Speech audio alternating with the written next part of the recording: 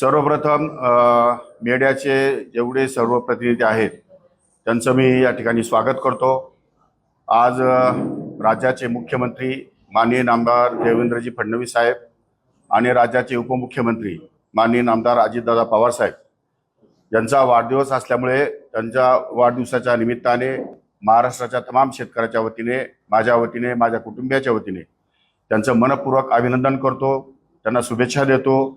त्यांच्या हातून महाराष्ट्राची, देशाची, राज्याची मोठ्या प्रमाणात भरभराट हो, आई तुळजाभवानी त्यांना चांगलं आरोग्य देवो अशा प्रकारे परमेश्वराच्यांनी प्रार्थना करतो। आणि आजच्या या तारखेच्या त्यांच्या वाढदिवसाच्या दिनानिमित्त कृषी विभागाने कृषी समृद्धी योजनेचं जे लॉन्चीकरण त्यासाठी आपल्याला जे बोलवलं आहे ती एक योजना या ठिकाणी आम्ही लॉन्च केलेली आहे। महाराष्ट्रामध्ये शेतकऱ्यांच्या शेतामध्ये 5,000 कोटी रुपये भांडवली गुंतवणूक करण्यासंदर्भात या अगोदर कॅबिनेटने मान्यता दिली आहे, परंतु आता त्याचा GR काढणं या ठिकाणी बाकी होतं। तो GR आजच्या तारखेला या ठिकाणी निघालेला आहे। त्या GRची एक कॉपी मी या ठिकाणी आपल्याला दिली आहे।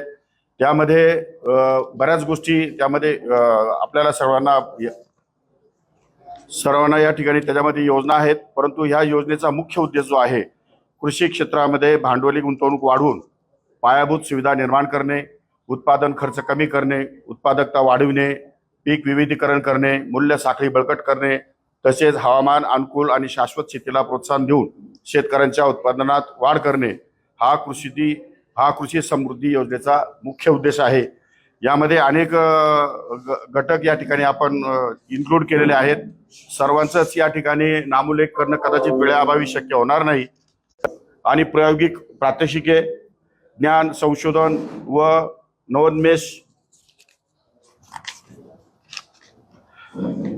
त्याचप्रमाणे प्रशिक्षण व क्षमता विकास अशा वेगवेगळ्या प्रकारचं या ठिकाणी समावेश करण्यात आलेला आहे। शेतकऱ्यांसाठी drip irrigation, crop cover, mulching paper, godowns, त्याचप्रमाणे कोल्ड स्टोरेज, पिकासाठी बॅगेज आणि सर्वात महत्त्वाचं म्हणजे की आतापर्यंत केंद्र सरकार या रासायनिक खतासाठी 1,90,000 कोटी रुपयाची जी सबसिडी अनुदान देतं त्या धर्तीवर विचार केला दर वर्षाला 5 ते 7% या ठिकाणी वाढ या रासायनिक खतामध्ये होते। एकीकडे राज्य सरकार शेती, नैसर्गिक शेती करावं किंवा ऑर्गॅनिक शेती करावी अशा प्रकारचा आग्रह धरत असताना दुसरीकडे मात्र रासायनिक खतांचा वापर मोठ्या प्रमाणात होत असल्यामुळे या संदर्भातलं ऑर्गॅनिक शेती संदर्भात किंवा नैसर्गिक शेती संदर्भामध्ये जी औषधं आणि बी बियाणं आहेत त्यासाठी आपण अनुदान या ठिकाणी सुरू करतो आहोत। मागच्या कॅबिनेटमध्ये माननीय मुख्यमंत्र्यांना मी विनंती केली होती की आपण शेतीसाठी आपण जे काही स्लरी किंवा या ठिकाणी मूत्र तयार करतो, जे काही शेतकरी तयार करतात त्यावर त्यांना अनुदान देणं आवश्यक आहे। तोपर्यंत त्यांना प्रोत्साहन मिळणार नाही, तोपर्यंत सेंद्रिय शेती या ठिकाणी मोठ्या प्रमाणात आपल्या महाराष्ट्रात सुरू होणार नाही। आणि मग त्या धर्तीवर अजितदादांनी लगेच सांगितलं की देशी गायींच्या संदर्भामध्ये हा निर्णय या ठिकाणी योग्य पद्धतीने राबवण्यात यावा आणि म्हणून पुण्याला देशी गायीचं संशोधन, प्रशिक्षण या संदर्भात मी गेलो असता त्याच ठिकाणी माननीय कृषी आयुक्त मांढरे साहेब यांना सूचना गेल्या आणि त्या दृष्टिकोनातून ताबडतोब स्कीम तयार करून या स्कीममध्ये त्याचा समावेश करण्यात आलेला आहे आणि त्या खतांसाठी, औषधांसाठी या ठिकाणी अनुदान जाहीर करण्यात आलेलं आहे। त्यामुळे शेतीसाठी लागणाऱ्या वेगवेगळ्या योजना या शासनामार्फत या ठिकाणी शेतकऱ्यांच्या शेतामध्ये करण्याचा जो काही सरकारचा मानस होता तो मानस या ठिकाणी या GR मुळे या ठिकाणी निश्चितपणे यशस्वी होईल अशी माझी आशा आहे, अशी माझी धारणा आहे। या योजनेमध्ये समजा 4-6 महिन्यामध्ये जर काही त्रुटी आढळल्या किंवा काही या ठिकाणी अडचणी निर्माण झाल्या तर त्याचा आढावा या ठिकाणी घेण्यात येईल आणि त्या दृष्टिकोनातून दुरुस्ती करण्यात येऊन शेतकऱ्यांना अतिशय सुलभ आणि सुयोग्य पद्धतीने सुविधा निर्माण करण्यासाठी शासन कार्यतत्पर आहे। अशा प्रकारची घोषणा मी आजच्या या वाढदिवसाच्या निमित्ताने करतो। सभागृहात ज्या पद्धतीचा आपला व्हिडिओ व्हायरल झाला त्याच्यानंतर विरोधकांकडून सातत्यानं आपल्या राजीनाम्याची मागणी होतीये, आपलं या संपूर्ण प्रकरणावर काय स्पष्टीकरण? मला कल्पना आहे की तुम्ही या संदर्भात प्रश्न विचारणार आहात, म्हणून या बाबतीमध्ये मला एकच आपल्याला सांगायचं आहे की मी खरं म्हणजे हा इतका छोटा विषय आहे, हा विषय एवढा लांबला काही मलाही कळलं नाही। मी याच्यावरती खुलासा या अगोदर केलेला आहे। खरं म्हणजे आपल्याला सगळ्यांना सांगितलं पाहिजे ऑनलाईन रम्मी काय प्रकार आहे माहिती आहे का आपल्याला? ऑनलाईन रम्मी खेळत असताना त्याला मोबाईल नंबर त्याला हे करावा लागतो, त्याला जॉईन करावा लागतो. वॉटर तुमचं अकाउंट जे आहे बँकेचं ते अकाउंट पण त्याच्याबरोबर तुम्हाला संलग्नपणे राहावं लागतं. आणि त्याच्याशिवाय तुम्हाला ऑनलाईन रमी खेळता येत नाही. आणि अशा प्रकारचं कुठलंही अकाउंट, कुठलाही मोबाईल नंबर, माझा मोबाईल नंबर 9763711177 नंबर आहे. माझे अकाउंट, बँकेचे अकाउंट मी या ठिकाणी देणार आहे. आणि त्या दृष्टिकोनातून कुठेही चौकशी केली तर ज्या दिवसापासून ऑनलाईन रमी सुरू झाली आहे त्या दिवसापासून आज तागत 1 रुपयाची सुद्धा रमी मी या ठिकाणी खेळलेलो नाही. मला रमी खेळताच येत नाही. त्यामुळे अशा प्रकारचा आरोप तो एकदम बिनबुडाचा आहे, चुकीचा आहे. आणि त्यामुळे महाराष्ट्रामध्ये मोठ्या प्रमाणात या ठिकाणी माझी बदनामी झाली आहे. कारण नसताना ऑनलाईन रमीचा जो आरोप केला आहे, ज्या राजकीय नेत्यांनी जो आरोप केला आहे आणि ज्यांनी माझी बदनामी केली आहे त्या सर्वांना मी कोर्टात खेचल्याशिवाय राहणार नाही. पण मग नेमकं त्या दिवशी काय घडलं होतं, काय स्पष्टीकरण तुमचं? कारण तुम्ही त्याच्यात व्हिडिओ रमी खेळताना दिसताय, काय झालं? रमी नाहीच. मी सांगितलं की मी त्या दिवशी हाऊसमध्ये माझं काम होतं. 6 वाजता हाऊसचा टाइम होता, माझं लक्षवेधी होती. आणि मला माझ्या OSD कडनं किंवा कोणाकडनं जरी माहिती मागवायची असेल तर SMS करावा लागतो किंवा फोन करावा लागतो किंवा मग या ठिकाणी तिथे त्यांना मध्ये येता येत नाही. त्यामुळे मग त्यासाठी मला एक मोबाईल मी मागवला होता. मोबाईल उघडल्यानंतर त्याच्यावरती लगेच तो गेम आला. तो गेम पॉपअप होतो सारखे 5-5 जो 1-1 सेकंदाला ते गेम येत असतात. तो गेम मला तो स्काईप करता आला नाही, कारण तो मोबाईल नवीन होता माझ्या दृष्टिकोनातून. स्काईप कसं करायचं मला त्यात कळत नव्हतं. पण नंतर तो स्काईप केलेला आहे, पण स्काईप केलेला व्हिडिओ तुमच्यापर्यंत आलाच नाही किंवा तुम्ही दाखवलाच नाही.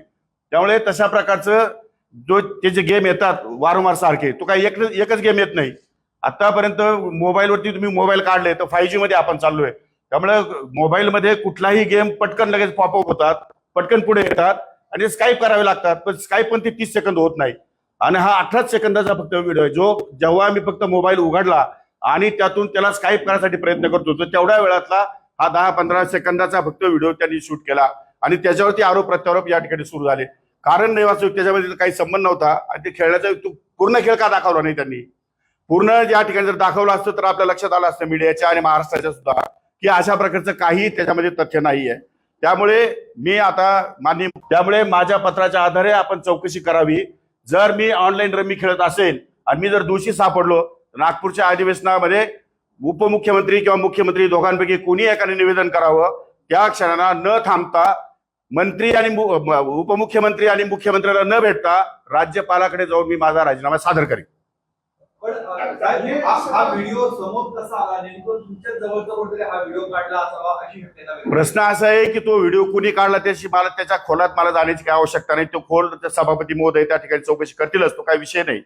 परंतु त्याच्यामध्ये एवढं विशेष काही नव्हतं की ज्याच्यामुळे महाराष्ट्रातल्या शेतकऱ्यांचा भावना दुखवतील किंवा त्याच्यामुळे आता छावा संघटनेच्या काही पदाधिकाऱ्यांमध्ये भावना दुखवतील असं कुठल्याही प्रकारचं काहीही नव्हतं. काहीही असं वेडवाकडं केलेलं नाही. मी आतापर्यंत शेतकऱ्याच्या संदर्भात महाराष्ट्रात इतके निर्णय घेतले, त्या संदर्भामध्ये कोणी काही या ठिकाणी भाष्य केलेलं नाही. आणि फक्त ज्याचा शेतकऱ्याशी संबंध नाही अशा गोष्टीच फक्त मीडियामध्ये दाखवल्या गेल्या. त्यामुळे या संदर्भामध्ये जे दोषी असतील त्या सर्वांचे CDR चेक करायचे. त्या सर्वांनी याच्या पाठीमागचा सूत्रधार कोण आहे, कुणी याच्यामध्ये भाग घेतलेला आहे, या सगळी चौकशी एकदा होऊन जाऊ द्या. वारंवार कृषी मंत्री म्हणून जे काय मीडियाच्या समोर आणलं जातं त्या संदर्भातली संपूर्ण चौकशी मुख्यमंत्री महोदयांनी करावी असं मी माझं स्वतःचं पत्र राज्यपाल, मुख्यमंत्री, उपमुख्यमंत्री, सभापती आणि अध्यक्ष या चौघांना देणार आहे. सातत्याने असं म्हणताय की तुमचे जे वक्तव्य आहेत, मागच्या वेळी तुम्ही म्हणत होते की ढेकळांचा पंचनामा करायचा का, किंवा त्याच्या आधी काही शेतकऱ्यांच्या संदर्भात तुमचं जे वक्तव्य होतं हे अंडरलाईन करून सांगितलेलं आहे की अशा पद्धतीचं वक्तव्य कृषी मंत्री का करतात? अहो मला सांगा, ढेकळ म्हणजे काहीतरी सांगा तुम्ही. जर तुम्हाला ढेकळांचा अर्थच कळत नाही तर त्यावरती उगीच मीडियामध्ये बदनामी का करतात? ढेकळ म्हणजे एकदा त्यामध्ये पीक काढणी प्रयोग संपला की त्यानंतर शेतीला नांगरट करावी लागते. आणि नांगरट केल्यानंतर त्या नांगरटीमध्ये जर शेती पाण्याची बागायती असेल तर काही प्रमाणात मातीचे या ठिकाणी मोठे मोठे ढेपले या ठिकाणी बाहेर येतात, काही ठिकाणी माती बाहेर येते, काही ठिकाणी मुरूब येतो. डिपेंड्स आपण म्हणजे जशी शेती असेल तसं. आता ज्या शेतीमध्ये काहीच शक्य नाही, जी शेतीचा पूर्णपणे हार्वेस्टिंग झालेलं आहे, त्या शेतीमध्ये पिकच उभे नाही, त्याचे पंचनामे कसे करायचे तुम्हीच सांगा मला. म्हणजे काय चुकीचं, त्यात काय चुकीचं आहे? ज्या शेतामध्ये पिकच नाहीये, मी काय म्हटलंय की शेतीचे पंचनामे होत नाही, पंचनामे पिकाच्या नुकसानीचे होतात. त्यामुळे पिकाच्या नुकसानीमध्ये ज्या शेतकऱ्यांचं नुकसान झालंय त्या शेतकऱ्यांना त्या शेतकऱ्यांचे पंचनामे करण्याचे आदेश सन्माननीय कलेक्टर आणि सन्माननीय कृषी अधिकाऱ्यांना देण्यात आलेले आहे. पंचनामे आहे की तो प्रस्ताव शासनाला जो ठेवू शकत नाही, परंतु पावसामुळे त्याचं पिकाचं नुकसान झालेलं आहे, तर त्याची सुद्धा या ठिकाणी नुकसान भरपाई शासन करेल, अशा प्रकारची मी घोषणा त्या ठिकाणी केली होती. त्यामुळे जिथं माती आहे, ज्या जमिनीत काहीच नाहीये, त्या जमिनीचे पंचनामे कसे करायचे सांगा.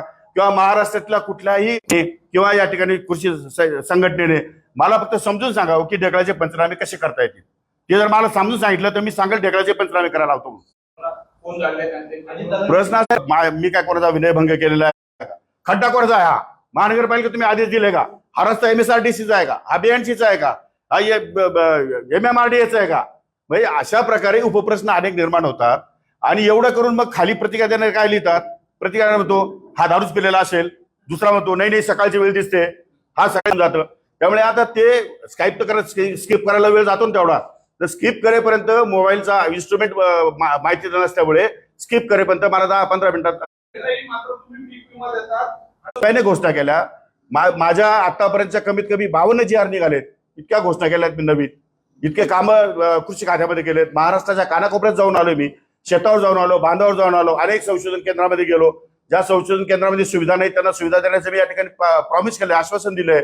आतापर्यंत एकही कृषी मंत्री एकाही संशोधन केंद्रावर गेलेला नाही. मी विद्यापीठांना जाऊन भेट दिल्या, संशोधन केंद्राला जाऊन भेटी दिल्या, शेतकऱ्यांना जाऊन भेटी दिल्या, त्यांच्या अडचणी समजून घेतल्या. त्यामध्ये त्या वेगवेगळ्या प्रकारचे GR काढले. फर्स्ट कम फर्स्ट सर्वचा GR माझाच आहे. प्रत्येक गावामध्ये वेदर स्टेशन निर्माण व्हावं ही पण माझीच मागणी आहे. म्हणजे या गोष्टीमध्ये ज्या ज्या अडचणी शेतकऱ्यांच्या आहेत त्या अडचणी दूर करण्यासंदर्भात आपल्याला काय काय करता येईल आणि त्या संदर्भातली फीडबॅक जो आहे तो शेतकऱ्यांकडून कसा मिळेल यासाठी माझे प्रयत्न सुरू आहे. गेल्या 6 महिन्यामध्ये प्रचंड मोठा बदल या कृषी विभागामध्ये आपल्याला बघायला मिळेल. मी तर आपल्याला एवढंच सांगतो की 100 दिवसाच्या कार्यक्रमामध्ये 3रा क्रमांक कृषी विभागाचा आलाय. उगीच येतोय, आपोआप येतोय कधी नंबर. त्यांच्याबद्दल तुम्ही असं म्हणता ना की त्यांना कोर्टात खेचू किंवा ज्यांनी व्हिडिओ काढला त्यांना कोर्टात खेचू, त्यांचं असं सांगणं आहे की आमच्याकडे याचा मोठा व्हिडिओ आहे तो पण आम्ही समोर आणू. जरूर आणू ना, काही हरकत नाही, आमची त्या तयारी आहे. मी कोर्टात खेचणारे मांडल्यावर त्यांना कोर्टात दाखवावंच लागेल. ते मी त्याची चौकशी लावणार आहे सविस्तर. या संपूर्ण प्रकरणाची सविस्तर चौकशी लागणार आहे. मी ऑनलाईन रमी खेळत होतो का आणि ऑनलाईन रमीचे माझे सगळे रेकॉर्ड, माझे मोबाईल नंबर, माझा CDR, माझे अकाउंट्स, हे सगळे ते लिंक त्याच्याशी आहे का, हे सगळे चौकशीतून बाहेर येईल. आणि चौकशीतून बाहेर आल्यानंतर तो रिपोर्ट नागपूरच्या अधिवेशनामध्ये माननीय उपमुख्यमंत्री किंवा मुख्यमंत्री या ठिकाणी जाहीर निवेदन करतील. आणि त्या संदर्भात जर मी दोषी सापडलो तर मी त्या क्षणाला 1 सेकंदामध्ये राज्यपालकडे जाऊन माझा राजीनामा देऊन टाकेन. असं म्हणतंय की हे ओसाडगावचे पाटील त्यांनी कर केलाय. ते कोण काय बोलतं, विरोधक काय बोलतात याच्याशी मला घेणं नाही. पण जे विरोधक जे बोलले माझ्या संदर्भात, रमीच्या संदर्भामध्ये, त्या सर्व विरोधकांना आबरू नुकसानीचा दावा मी त्यांच्यावर दाखल केल्याशिवाय राहणार नाही. मुख्यमंत्र्यांशी बोलणं झालं नाही, परंतु उपमुख्यमंत्री अजितदादांशी या संदर्भात नाही बोलणं झालं. नाही, फोन बंद आहे त्यांचा, फोन स्विच ऑफ आहे. पण आपल्याला म्हणजे एवढं वादन उठलेलं असताना आपल्याला असं वाटलं नाही का मुख्यमंत्री उपमुख्यमंत्र्यांच्या कानावर घालावं, आपली बाजूची बंद मुळात वादंग उठवलं कुणी? वादंग उठण्यासारखं झालं काय? मी अनावश्यक गंभीरता निर्माण करताय. मला तेच सांगायचं ना, मला सगळ्या ज्या लोक दोषी आहेत यांचे सगळ्यांचे CDR चेक करायचे. यांच्या पाठीमध्ये नेमकं कोण आहे, यांच्या पाठीमध्ये यांना कोणाचे फोन जातात, हे कोणामुळे मला टार्गेट करताय आणि 5-5, 10-10 सेकंदाची फक्त जाहिरात दाखवतात.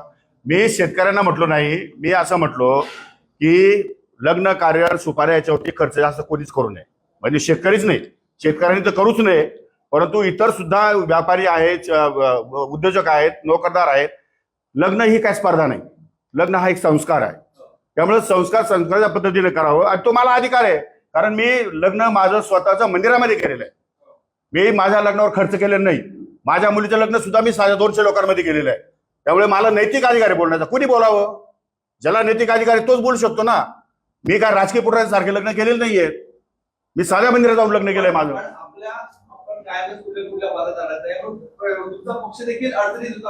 नाही, अजिबात नाही. माझा पक्ष अतिशय उत्कृष्ट काम करतोय. माझे पक्षाचे नेते नाही अडचण येईल का? मी जर तुम्ही मीडिया जर चुकीच्या पद्धतीने दाखवत असाल तर मग पक्षाला अडचण येईल, लोकांमध्ये गैरसमज निर्माण होतो. मीडियातून बातम्या जाऊ राहिल्या सगळ्या.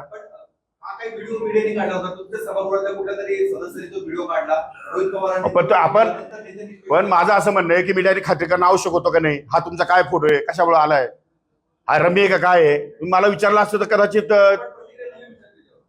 ते काल दिली ना मी प्रतिक्रिया की रमी नाही आहे ती, आणि त्याबरोबर ते गेम कुठेतरी स्काईप करत असताना तू दिसलेला आहे. एवढंच बोललो मी, काल सांगितलं मी त्याला. पण तेव्हा थांबायला पाहिजे की नाही प्रकरण. ते थांबलं नाही, पुन्हा 3-4 दिवसापासून मीडिया सुरूच आहे.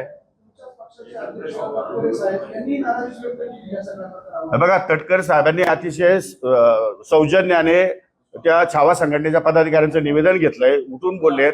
इतक्या रागारागात ते लोक बोललोय तरी पण तटकर साहेबांनी खूप शांतता राखून ते निवेदन घेतलेलं आहे आणि शांततेच्या वातावरणात चालू होतं. नंतर काय झालं त्याच्या मला कल्पना नाही, परंतु जे काही झालंय ते चुकीचं झालंय, ही गोष्ट मला पण मान्य आहे.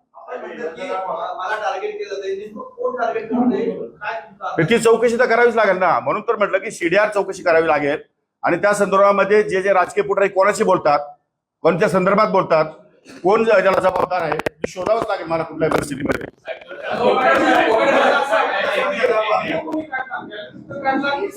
ते नाही सांगता येणार मला. चौकशी जोपर्यंत करत नाही तोपर्यंत. हा, सभागृहामध्ये जो विषय होतो तो न्यायपालिकेत घेऊन जाता येते. दावा पूर्ण होण्याने कसं लागतं.